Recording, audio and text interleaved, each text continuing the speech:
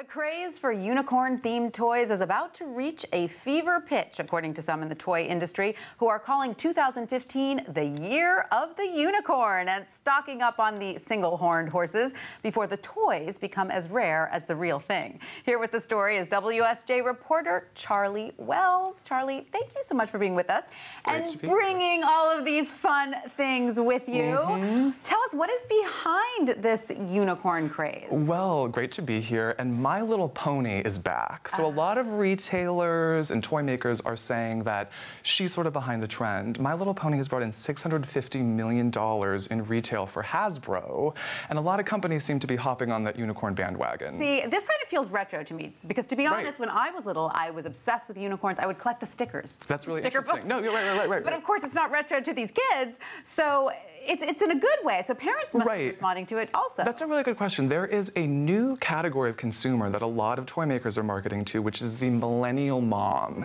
Loose definition, but basically people who grew up in the 80s when unicorns, hearts, bright colors were all the rage. Exactly. And now they're giving these toys to their kids. So I have to ask you, though, because I have two boys, 6 and 8. This doesn't really look like it's marketed to boys. Yeah, I'm not going to say that it's a gender-neutral trend, but I did come across what you might call a herd of children who play unicorns out in Connecticut, and both guys and girls chime in. Great. So what age range do you generally think this is appealing to? I'm going to say 10 and under. Right. And there are high-end versions of this toy as well, like you have on your lap right there, this gorgeous thing. How much is that? Beautiful. All right. Well, this is by Hasbro, actually the same company that makes My Little Pony, and she retails for $100. Wow.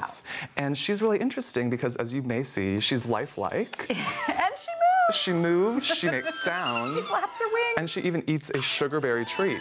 Now, she is a mix, if I'm getting my mythology correct, she's a mix between a Pegasus and a unicorn. That's right. A hybrid, as it were. Sometimes there are hybrids, and sometimes they're just your typical unicorn. Very, very cute. Well, I think my boys, 6 and 8, will probably stick with the Star Wars and the Legos for now, but I'm sure girls everywhere will be mad over this. So are toy stores stocking up? They're stocking up. So a lot of retailers think that this is going to be the toy that does well at Christmas. Right. Going into fall, that's when Star Lily will be released, of course. And then Skip Hop, which is a sort of celebrity diaper bag, baby bag company, is releasing this later on in the year as well. So cute. And Playmobil is obviously Playmobil as well. A lot of unicorns out there. It's a good, you know what? It's a good play. It's good play imagery, because there's a lot of imagination involved. Exactly. There's some history. That's right. It's fun, really, really fun. If I had daughters, I'd be all over this. Right.